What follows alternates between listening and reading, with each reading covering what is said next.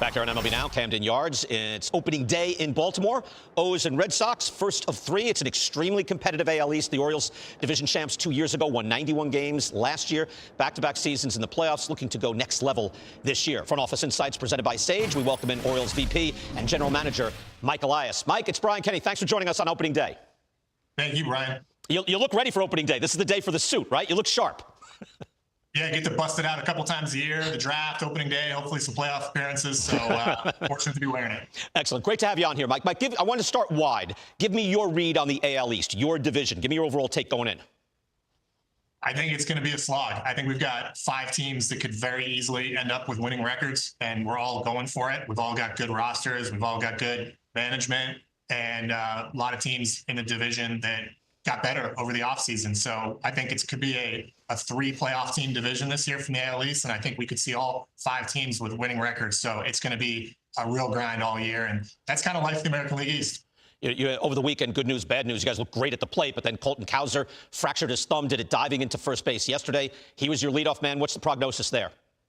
Yeah, it's definitely a blow to start off the season with a broken bone from a guy like Cowser. So not great. It's a broken bone. We don't have an exact timetable yet, but safe to say it's going to be a couple of months type of time range. Luckily, we have some depth put together, and we're tapping into it. We called Dylan Carlson up. I think Heston Kjerstad's going to see a lot of at-bats. Tyler O'Neill, we brought in the offseason. Ramon Laureano, we brought in the offseason. And then Cedric Mullins kind of holding down the fort in center field. But we're going to miss Colton Cowser. That's not a great way to start the season, and we're still trying to get Gunnar Henderson back from the IL too. Right. Yeah. What's the latest with Gunnar then? Well, he's doing well. He's in a rehab assignment in Norfolk, which is our AAA team. Played well there the last few days. We're taking it day by day, but we're hopeful that this is something that can be measured in days, and he's eligible to come off the IL next week. All right, shortstop coming off a 9-win season. Your other superstar, Adley Rutschman, looked like a superstar this weekend. He looked injured down the stretch last year, already looking like a different guy. Was it the hand? Did he get hit by the bat? What was it there, Mike? I'm not sure. I think he was banged up in a number of ways, worn down, but I think he just slumped for the first time in his major league career too, or in his baseball career. I mean, this is somebody that hadn't encountered much failure until a couple of months into major leagues. It happens to everybody. The good news is he's responded well to it, and he's made adjustments. He had a great offseason, phenomenal spring training, and then can't argue with what he did in Toronto to start the year. So he looks like superstar Adley. It's not a surprise to any of us that have worked with him that he bounced back, but this is, I think, set up to be a very good season for him, which is enormous for our team. Mike, I know you've heard this, but Cal Raleigh just signed an extension with the Mariners. We were looking at AAVs for catcher. Adley's probably going to top that at some point. First year of arbitration. Is there any talk of an extension with Adley on your side or his side?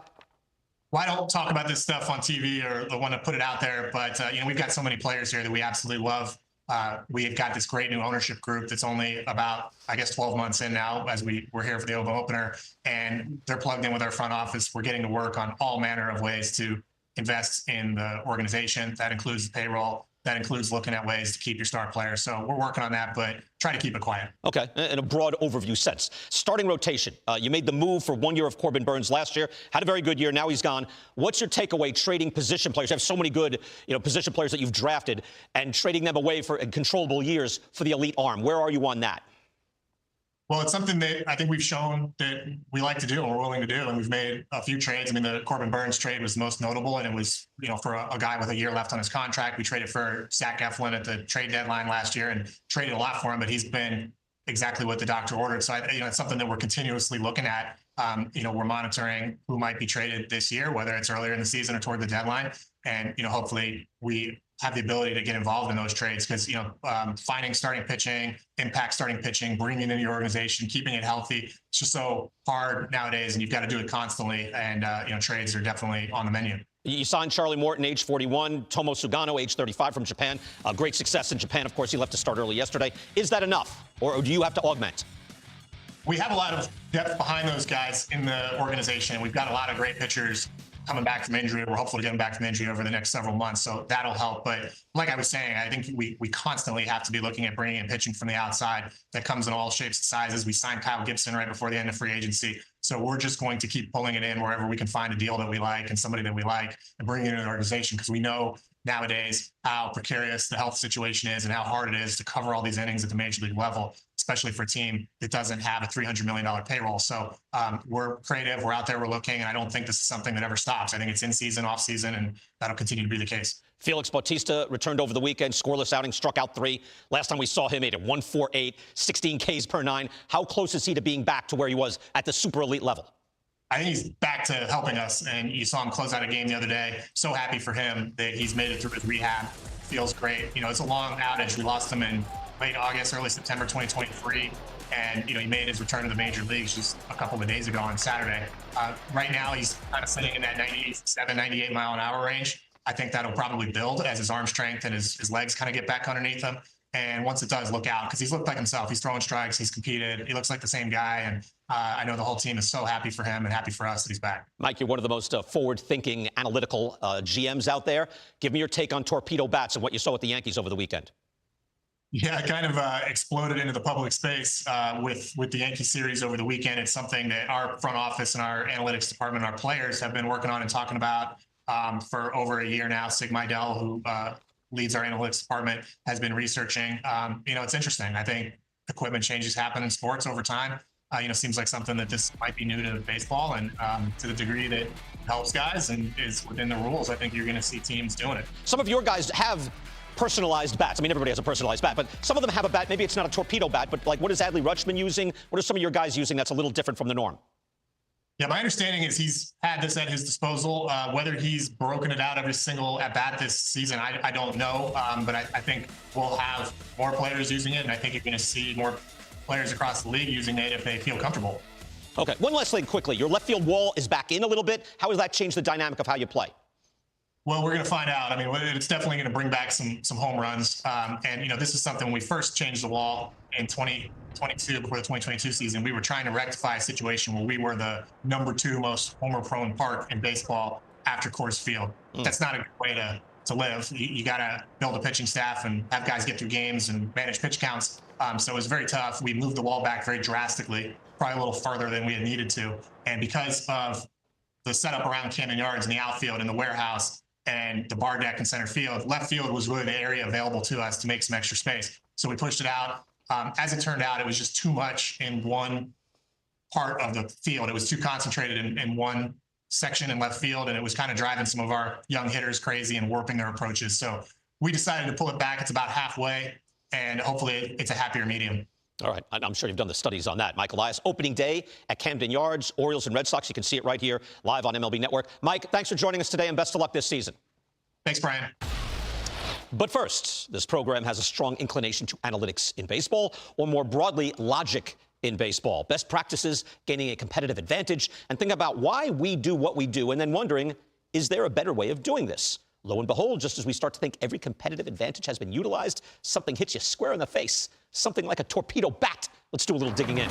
The Yankees hit 15 home runs against the Brewers this weekend. That ties a major league record for the first 3 games. They hit 3 on the first 3 pitches on Saturday. That's also a major league record. They hit 9 Saturday, 4 yesterday. They scored 36 runs in 3 games. 9 of the 15 home runs came from the 5 Yankee players in the lineup using a new style of bat.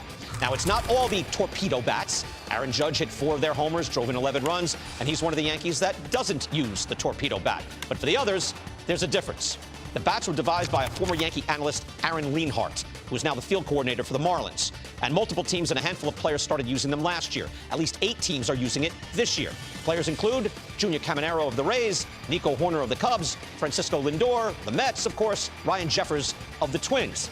Lienhart saw that players like Anthony Volpe were frequently making contact on their bats away from the barrel, the skinny part of the bat near the label.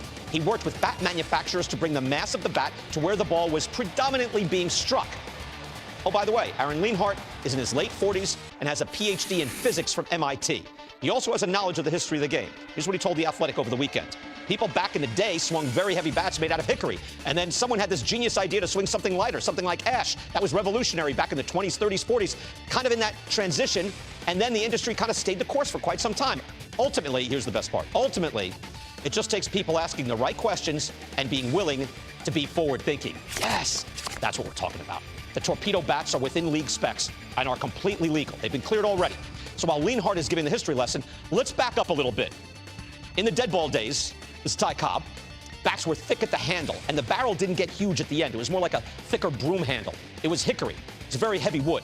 Think about the game back then. This bat, Ty Cobb is holding here, was built to make contact, hit singles. That was the game back then. The ball didn't just fly over the wall. Players had smaller mitts, put it in play. There were some early innovations. This is Heine Groh and his bottle bat. Look at that bat. Much more like a torpedo bat, right? Thin handle, and it gets drastically thicker in a short period of time, like boom, right there. Groh led the National League in on base twice, hitting with this bat. Did not spread out throughout the league, though, because they just jumped right into the live ball era and everything changed. In the live ball era, it became an evolution to a thinner handle and a fatter barrel. Even Ted Williams and Stan Musial worked their bats to exact specifications, mostly for a thinner handle for a whip effect at the end. Moving into modern times, bat speed was the goal. Bats got lighter. Babe Ruth swung a 42-ounce bat. Hank Aaron and Derek Jeter used bats that were 32 ounces. The next innovation for bats came in the late 90s and early aughts. Joe Carter was the first to use a maple bat. It was then popularized by Barry Bonds in his home run barrage. Maple is a harder wood, and maple is now the most popular wooden bat, surpassing the northern ash bat. But while technology and analytics has swept through the game over the last 20 years or so, there has been little evolution for the actual bat itself until now. And think about it. Every player has a different swing plane, different level of strength and torque. Everyone has their own specific biomechanics and goals. I want to show you something. These are the leaderboards for swing speed. Leaders and trailers from the last year. It's a large sample. Just how fast do you swing the bat? Top 4, Giancarlo Stanton, O'Neal Cruz, Kyle Schwarber, Aaron Judge. Makes sense, right? Look at the bottom 4. Luis Arraez, Nicky Lopez, Stephen Kwan, Justin Turner. It's not like they have slow bats, they stink. These are good hitters. They just have a different swing. They're singles hitters. Slower isn't worse. Slower is different. You could easily foresee different players moving forward having different bats for different goals and different results. But the torpedo bat is a successful innovation, the analytics mindset of challenging what we do and what we can do better.